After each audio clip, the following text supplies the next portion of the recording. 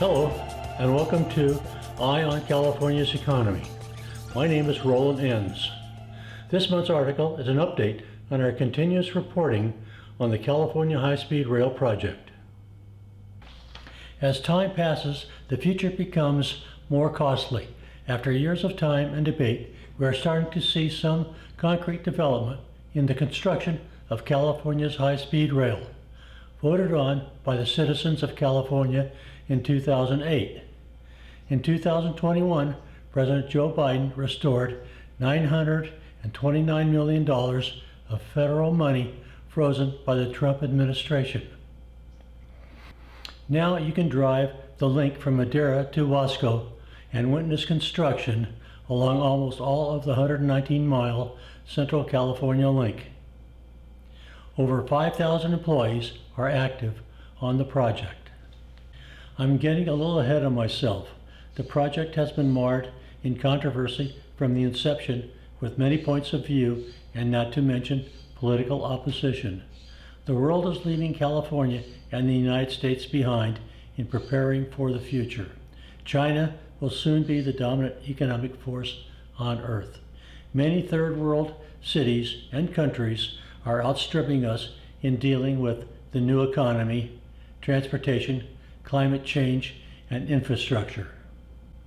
California, the fifth largest economy in the world, and more importantly, the United States' largest economic contributor, is losing the battle. We no longer attract major industries. Businesses, large and small, are looking for new locations out of the state. A quick example of this is Tesla and Oracle. China has over 23 miles of high-speed rail, most of it built since 2008. Spain has just finished a link connecting Madrid with the Galicia region, roughly 300 miles, reducing travel time from 4 hours to 2 hours. The irony of high-speed rail is that it was created and developed in California in the 50s. Disney monorail was a product of that vision. The electrification of the nation is upon us. If you don't recognize it, you're in denial. In 10 years, you will not recognize transportation, let alone the automobile. Fossil fuel for transportation will be non-existent. Intrastate transport by air will be heavily taxed and forcing travelers onto electrified ground transport. High-speed rail will create new cities. Owning a vehicle will not be necessary. Autonomous transportation will be available as Uber is today. The younger generation understands this. No monthly car payments, no fuel costs, no insurance, no parking, and no maintenance. Owning a car will be eliminated from your budget. The technology of the electrification of transportation is compounding monthly. The 1,000-mile battery is closer than you think.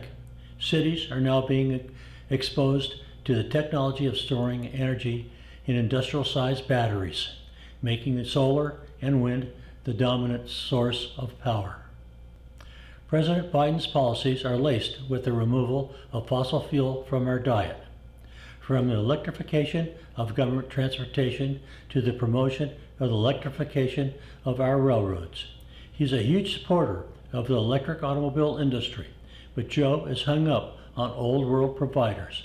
He has to look after his supporters, the unions, but the dynamics of the industry will prevail. There will be casualties in the automotive industry as well as other industries as we wean ourselves off of fossil fuel.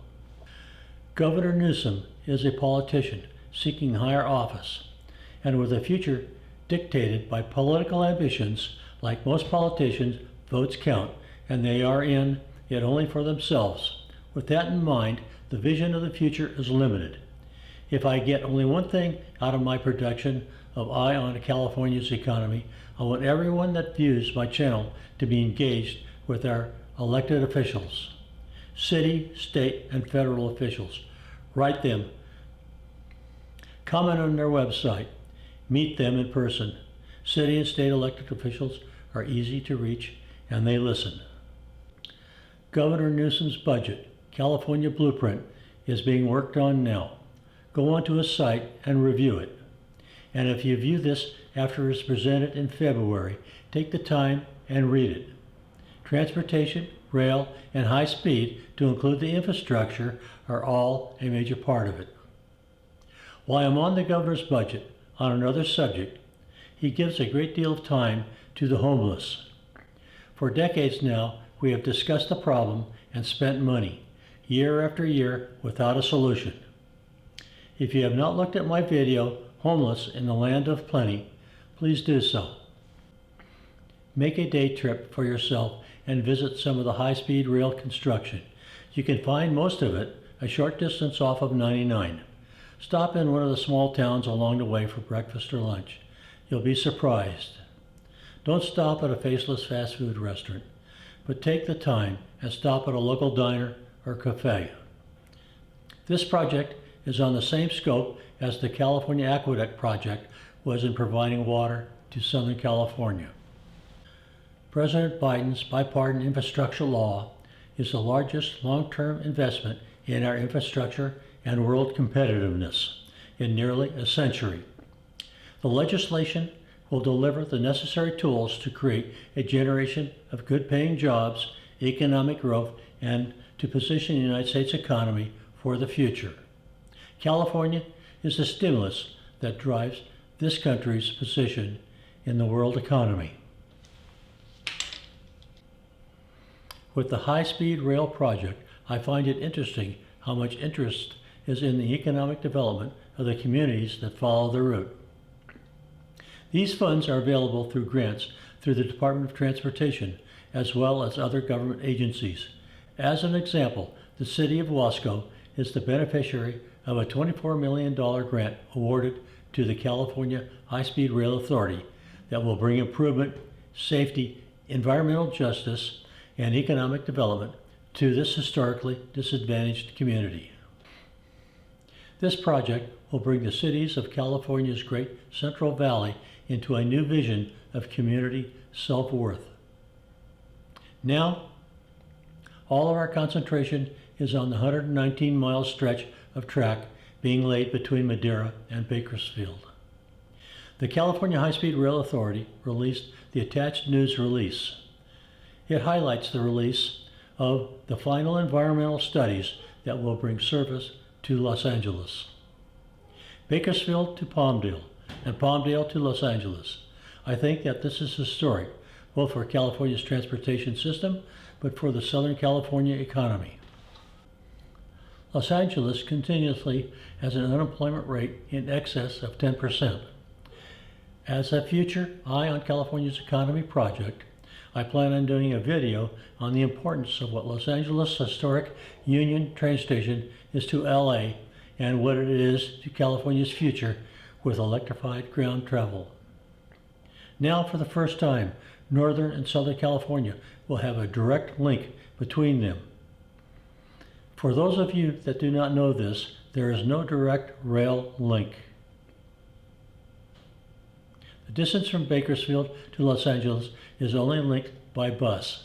Believe it, 2022, the only link is by bus. I'm going to break into my prepared presentation for this news release, dated January 20th, 2022, from the California High-Speed Rail Authority Board. The final environmental hurdle advances service into Los Angeles. This document clears the way for the 14-mile link between Los Angeles Union Station and a new Hollywood Burbank Airport station. The alignment for this project will primarily use existing railroad rights-of-way adjacent to the Los Angeles River through the cities of Burbank, Glendale, and Los Angeles. This link will improve long-term air quality, decrease rail congestion, and increase mobility. With this, I believe we will see completed documentation for the entire project this year. At this time, we're not hearing much activity in the north, but like Southern California, things are starting to happen. Northern California linked into the high-speed project through the creation of a consortium of existing rail providers called Link 21. This project brings the various Northern California rail authorities together. the ACE train, Capital Corridor, BART to include Amtrak, and various other regional systems into a common system. Northern California now bills itself as the mega region. This project will include a second Trans-Bay Tunnel. California is a $3 trillion economy. To continue, it has to invest in its future. As I said before, we have to be engaged from President Biden through Pete Buttigieg, but Pete, in my opinion, is a politician with future aspirations, and as Secretary of Transportation has been ineffective. Gavin Newsom, Governor of California, Laura Friedman, Assembly Transportation Chair, and Lena Gonzalez, Senate Transportation Chair. Develop a relationship with your state representatives. The contact points and addresses are easily available online, and in many cases, your opinion is just a click away. The future is something to look forward to. Be engaged and be a part of it. Thank you for watching. Please click on the like, subscribe, and ring the bell button. If you have a comment, please do so. If you would like to contact me, email me. If you would like to be a part of my channel, let's talk about it. Thank you again.